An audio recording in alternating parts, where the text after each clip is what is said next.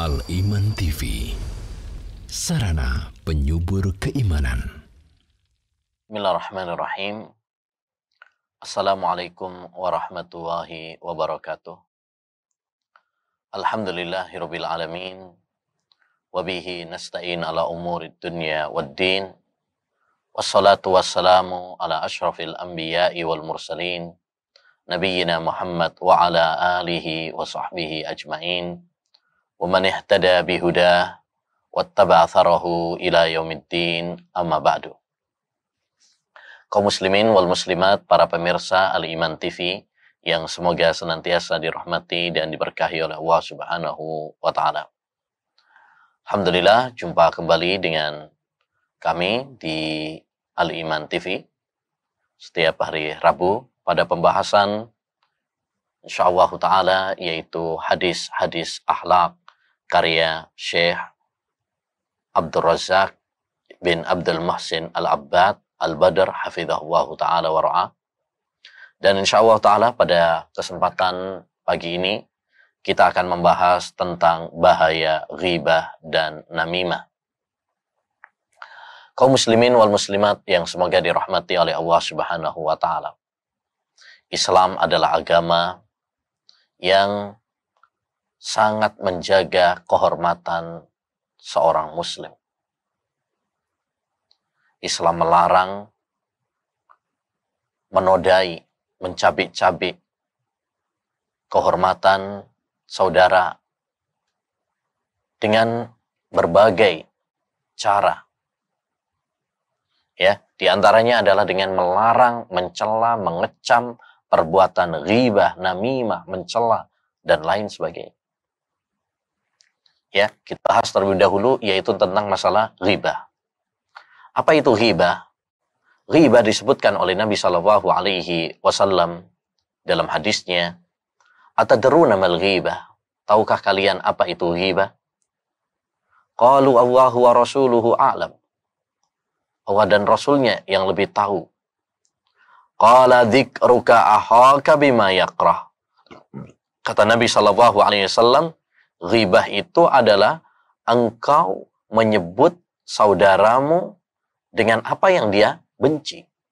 Yani menyebut aibnya, ya, membicarakan kekurangan-kekurangannya, kejelekan-kejelekannya.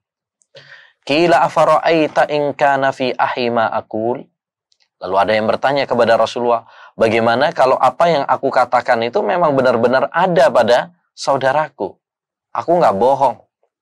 Ya. Qala in kana fihi ma taqul faqad ihtabtahu.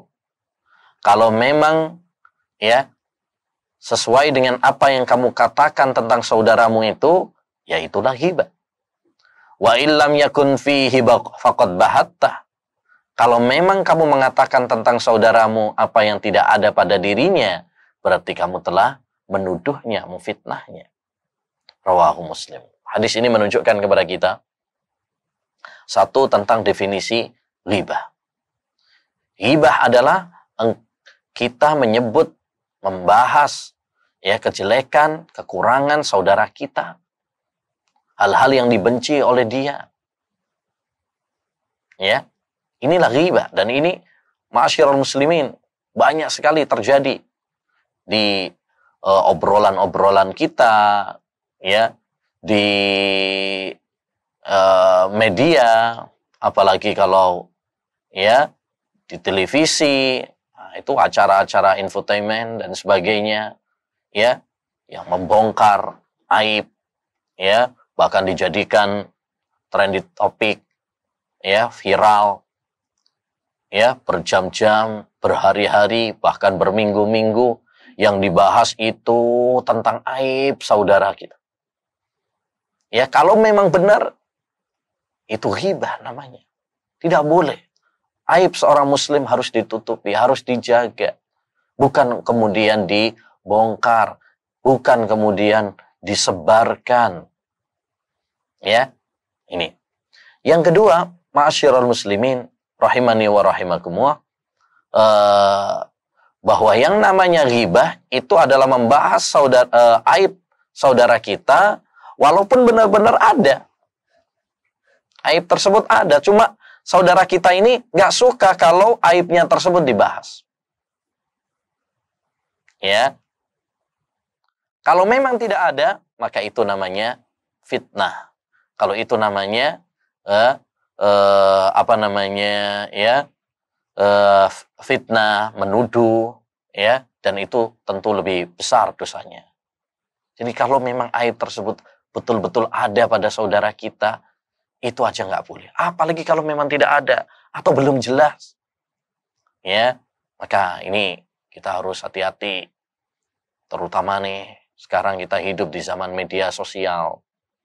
Terutama lagi ya, yang suka nonton acara-acara di TV, ya, di mana sering TV itu membahas tentang aib-aib orang, ya, aib orang, entah politikus, entah itu artis, ya, punya skandal ini, punya masalah ini, ya, terjatuh dalam ini, dibahas, diungkap, dikulitin, disebarkan ke seluruh masyarakat.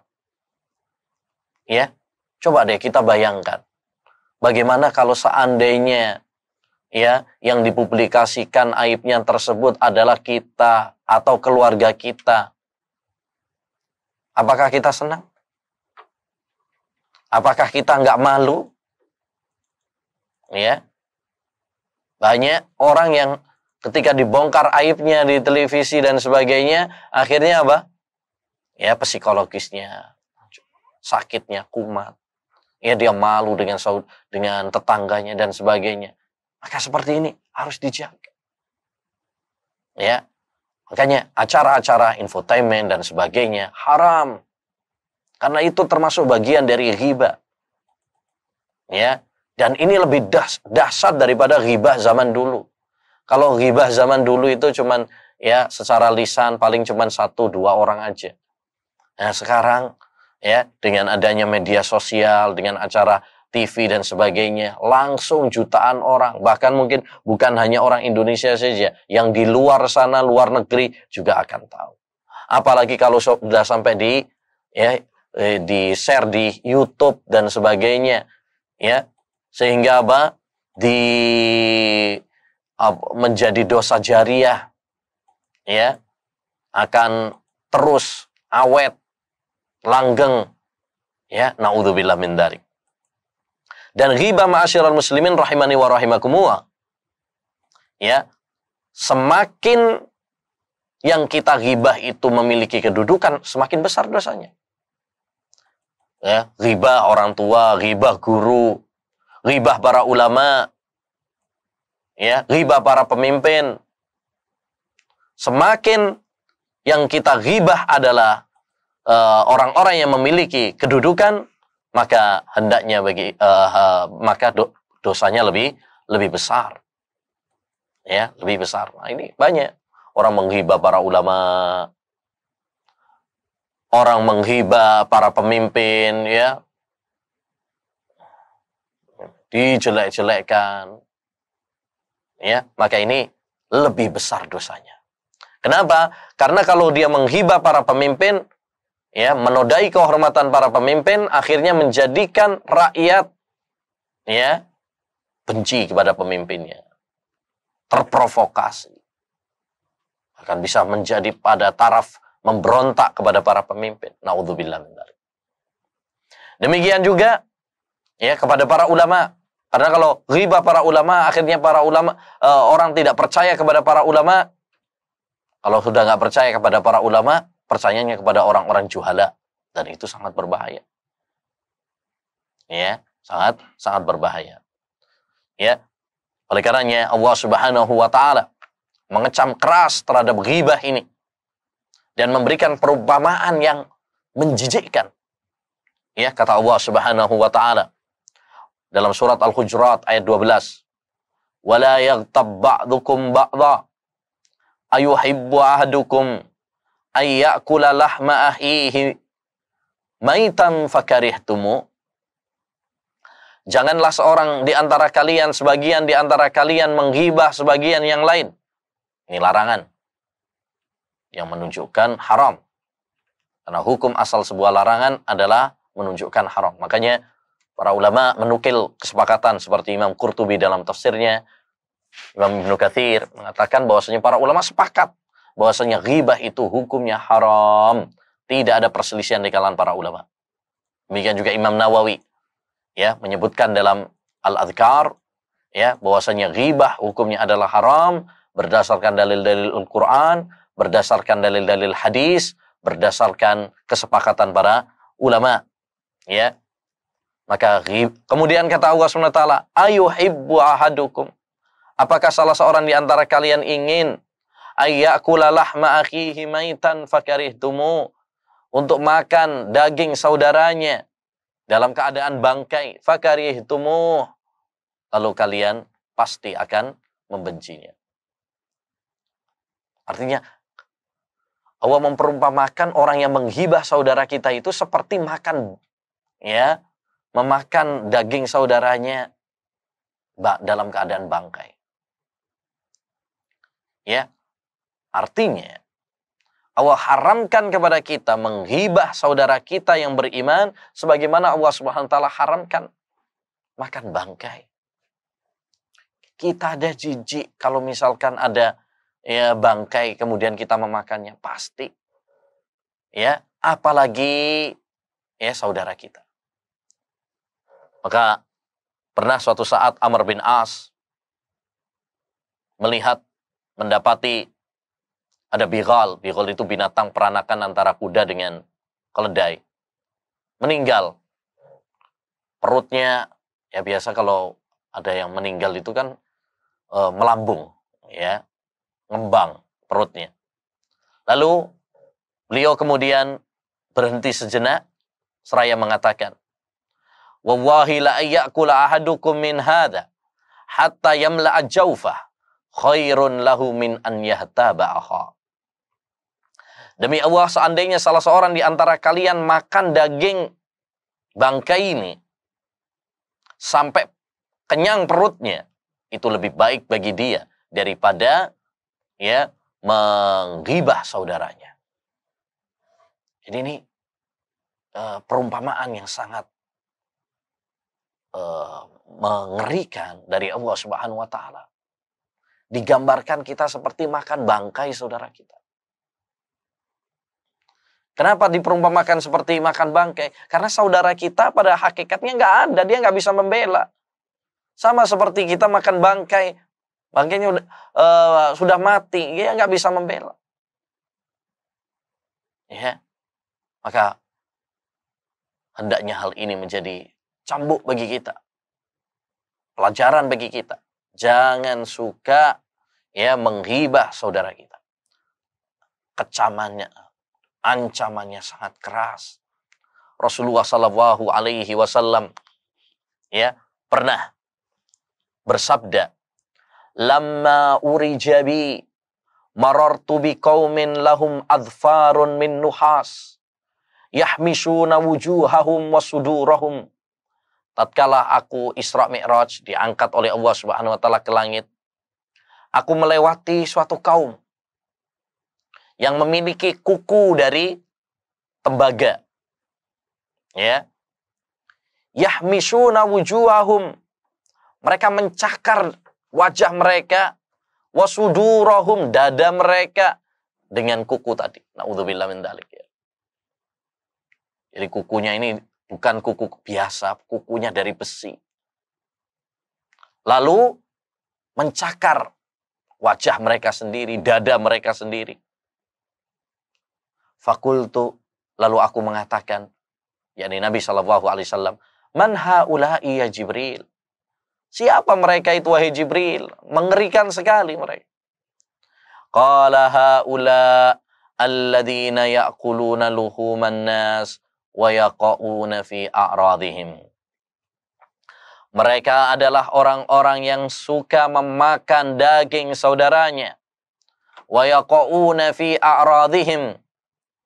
Dan ya suka menodai kehormatan saudara mereka. Nah, ini ancamannya sangat keras. Ya.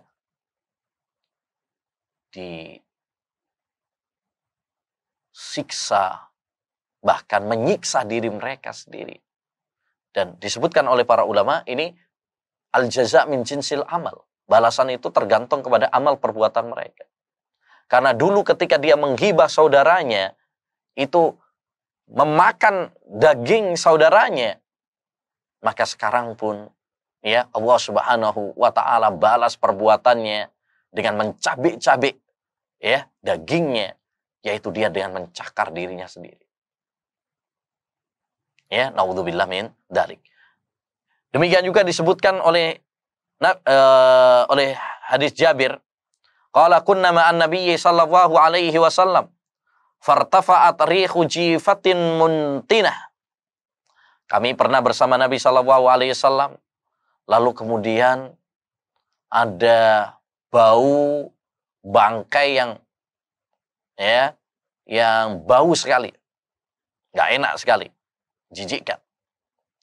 Faqala Rasulullah sallallahu alaihi wasallam, maka Rasulullah SAW bersabda, atadruna ma hadhihi rih? Tahukah kalian bau apa ini? Ya, baunya kok nggak sedap ini. Hadhihi rihul ladzina yahtabunal mu'minin. Ini adalah ya baunya orang-orang yang menghibah kaum mukminin. Yang diriwayatkan oleh Imam Ahmad, Abu Dawud dalam Adabul Mufrad, dan dihasankan oleh Syekh Al-Albani rahimahullahu ta'ala. Ya, jadi ma'asyiral muslimin, ini orang-orang yang ghibah, ya, mereka memiliki bau yang tidak sedap, ya, bau yang menjijikkan, bau yang enggak enak, ya. Nah, maka hendaknya bagi kita untuk menjaga kehormatan saudara kita. Hendaknya bagi kita untuk menjaga ya kehormatan saudara kita, hartanya, darahnya, ya, darahnya, hartanya, kehormatannya kita jaga. Jangan kemudian kita malah menodainya, jangan kemudian kita mencabik-cabiknya. Kalau memang ada kesalahan, kita tutupi, bukan kemudian kita sebarkan.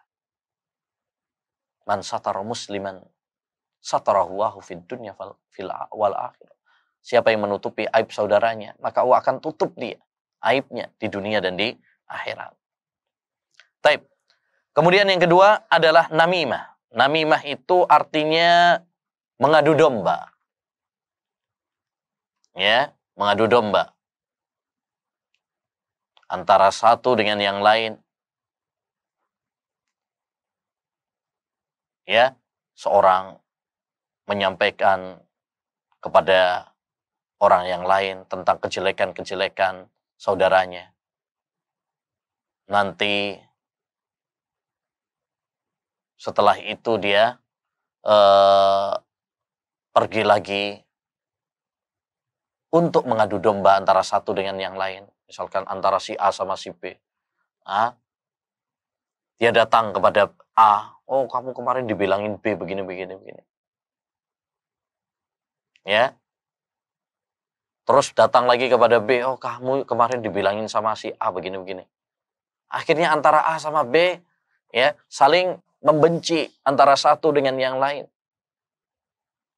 Dan ini banyak pada zaman kita sekarang, terutama ini media-media massa ya, mengadu domba antara ulama dengan umara, ya, antara rakyat dengan pemerintah,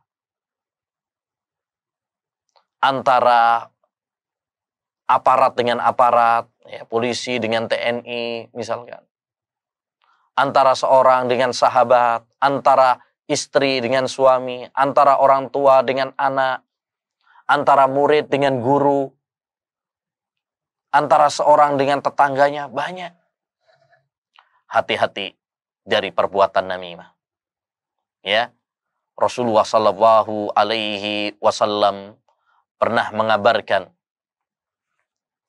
ya, dalam sebuah hadis, ala unabbi'ukum mal adhu hiya namimatul qalatu bainan nas maukah aku beritahu kepada kalian apa itu al-adhu, sihir?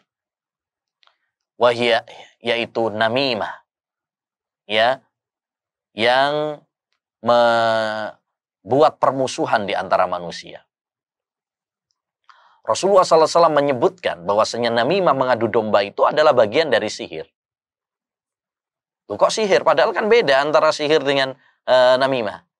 Rasulullah SAW memasukkan bagian dari sihir karena dampaknya sama. Sama-sama membuat permusuhan.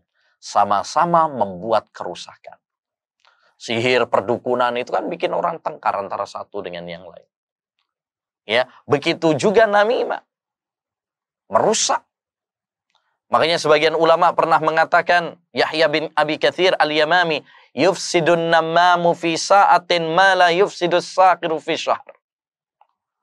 Ya, seorang pengadu domba itu merusak dalam sekejap apa yang tidak bisa dilakukan oleh tukang sihir dalam 1 bulan.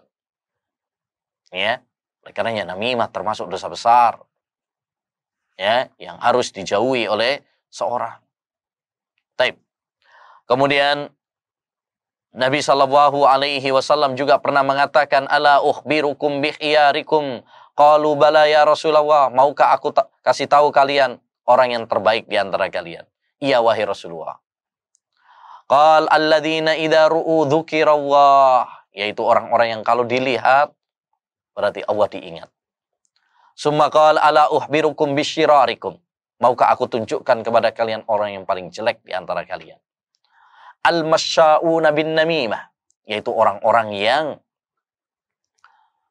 berjalan untuk mengadu domba di antara manusia. Al-mufsiduna bainal ahibbah, yang merusak di antara orang-orang tercinta. Ya, kayak ini hati-hati. Ini disebut oleh Nabi SAW sebagai orang-orang yang paling jelek. Kenapa? Karena dia merusak persatuan, merusak persaudaraan, merusak hubungan, keharmonisan. Ya, ini adalah proyek-proyek setan yang ingin agar kita saling bermusuhan antara satu dengan yang lain. Allah Subhanahu wa taala berfirman, "Innama yuridu syaitan an yuqi'a bainakumul adawata wal baghdha fil khamri wal maisir." Sesungguhnya setan itu menginginkan agar kalian saling membenci dan saling memusuhi antara satu dengan yang lain.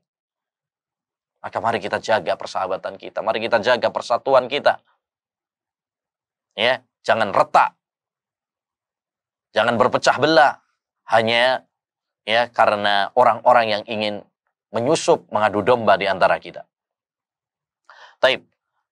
Demikian juga disebutkan dalam hadis Ibnu Abbas, marra Rasulullah SAW ala qabrain faqala innahuma la yu'adzabani wa ma yu'adzabani fi kabir. Amma ahaduhuma fakana yamshi bin namimah wa ammal akharu fakana la yastatiru min baulihi. Rasulullah SAW pernah melewati 2 kuburan. Kemudian Nabi mengatakan, sesungguhnya pemilik 2 kubur ini sedang disiksa.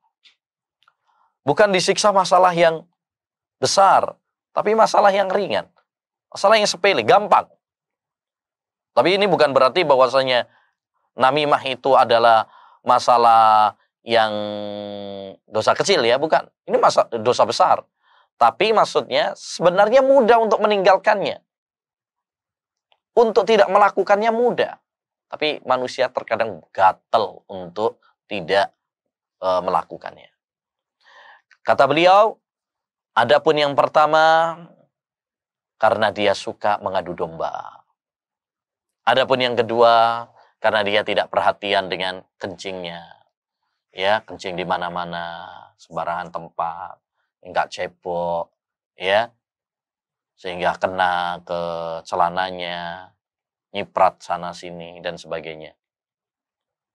Awas, itu adalah salah satu atau 2 faktor utama seorang itu disiksa di alam kubur.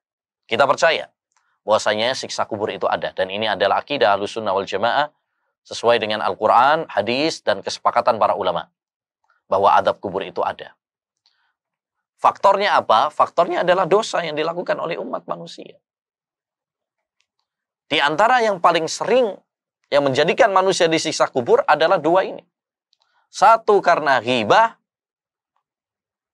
karena namimah, dia suka mengadu domba. Ya, maka hati-hati yang suka mengadu domba, namimah, antara ustadz dengan ustadz diadu domba sekarang. Ya, adu ayam aja nggak boleh, ini ngadu ustadz. Ya, ngadu domba antara rakyat dengan pemerintah, hati-hati, provokator ini masuk dalam namimah. Ya, mengadu domba antara ulama dengan umara, mengadu domba antara satu agama dengan agama yang lain, dan sebagainya. Maka ini ya hendaknya bagi kita semuanya untuk mewaspadai, ya, mewaspadai. Ya, terutama di media-media massa sekarang, ya, di televisi, di koran, di ya, internet dan sebagainya. Hendaknya bagi kita semuanya untuk waspada. Ya, untuk waspada. Rasulullah SAW juga pernah bersabda, mengancam, la yadkhulul jannata namam, tidak masuk surga orang yang mengadu domba. Kalau sudah ada ancaman seperti itu, maka itu menunjukkan bahwasanya namimah itu adalah dosa besar. Karena patokan dosa besar adalah dosa, ya, yang ada ancamannya di dunia dan ada ancamannya di akhirat. Ancamannya di dunia diancam oleh Allah Subhanahu wa taala, ya, ada hukumannya di dunia seperti pencuri dipotong tangannya, zina dirajam, ya, atau dicambuk, ya. Kemudian peminum khamr dicambuk 80 kali dicambukan, kemudian apalagi membunuh dikisos. Nah, ini namanya dosa besar. Atau ada ancamannya di akhirat, seperti misalkan riba, durhaka kepada orang tua, termasuk di sini diancam tidak masuk surga. Itu berarti dosa besar. Jadi ghibah, namimah itu dosa besar, bukan dosa kecil, bukan masalah yang enteng, remeh-temeh, bukan. Makanya para ulama sudah mengingatkan kepada kita. Ya, bahkan MUI sudah mengeluarkan fatwa, panduan. Salah satunya adalah tidak boleh, ya, menyebarkan, ya, apa namanya, infotainment, acara-acara infotainment. Ya, demikian juga hal-hal yang mengadu domba, ya, di antara manusia, nggak boleh. Ya, nggak boleh. Itu termasuk dosa. Taib.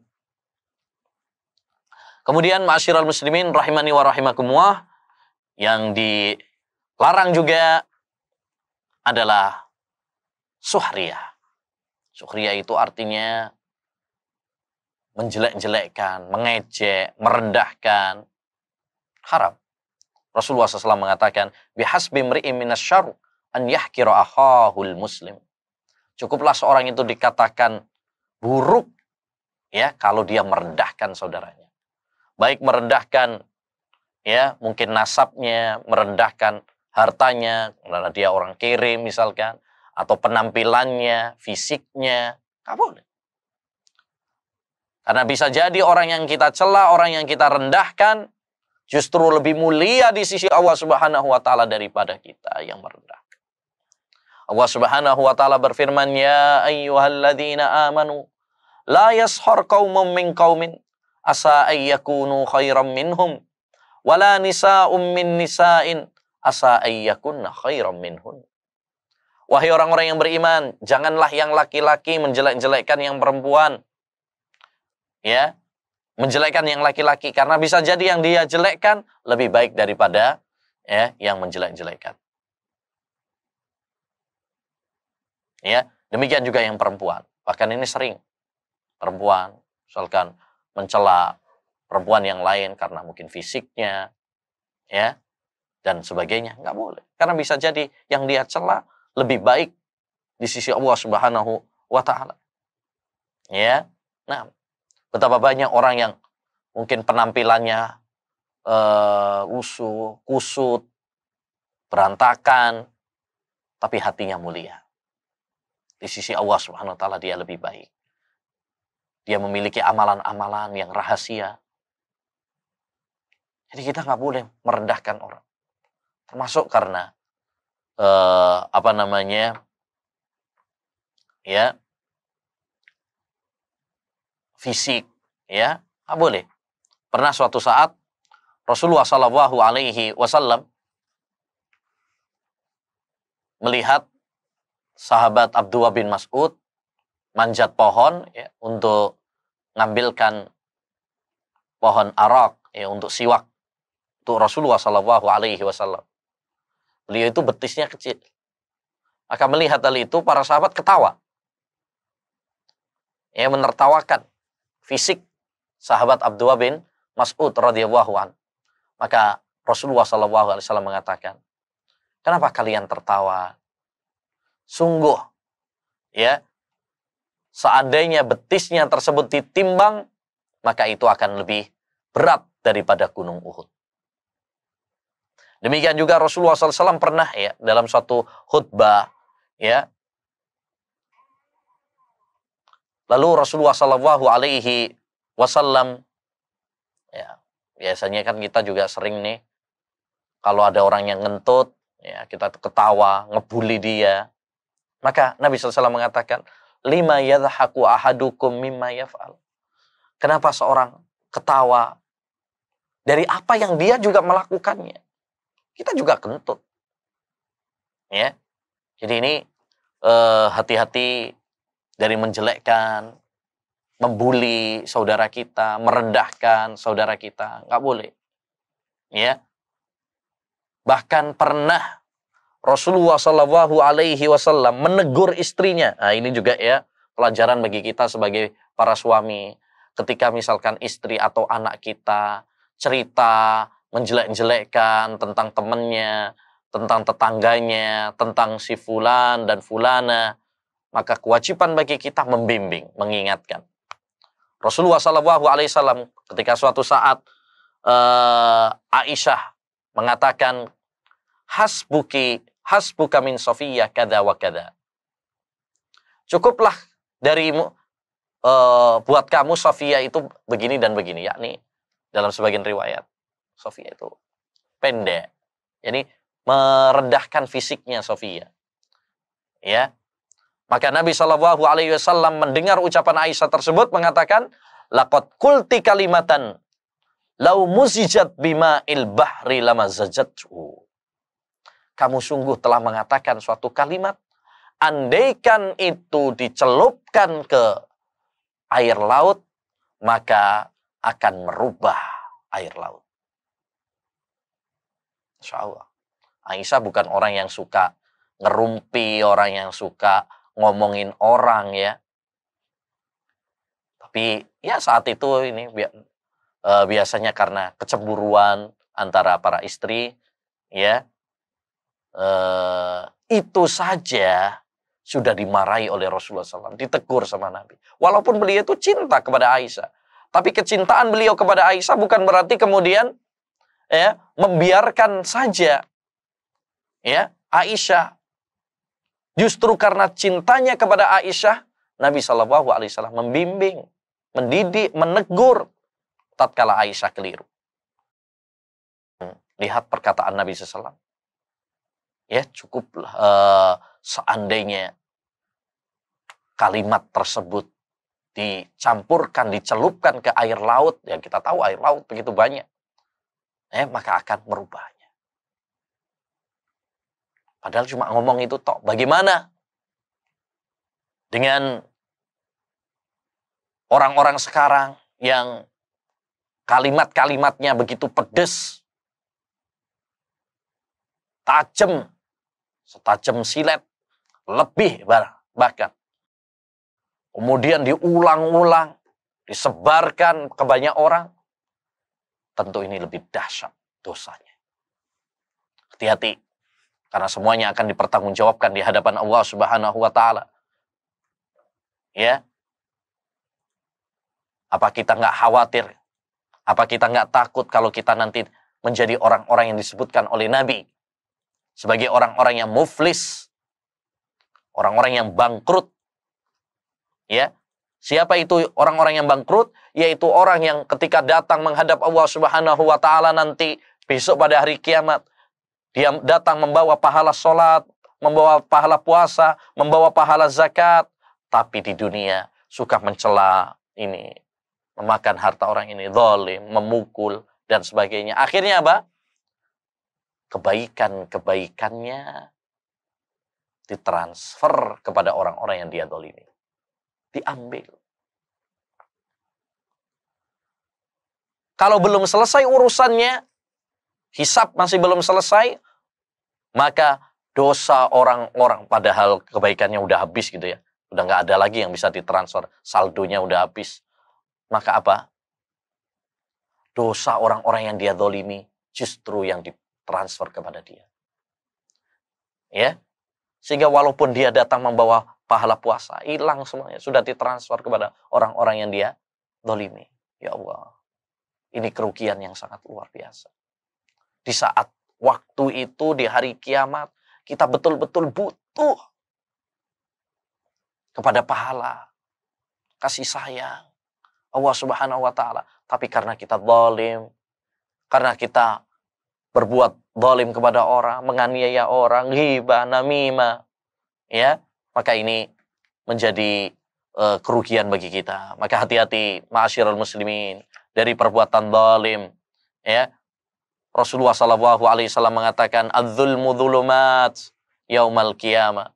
Ya, kezaliman itu adalah kegelapan-kegelapan besok pada hari kiamat.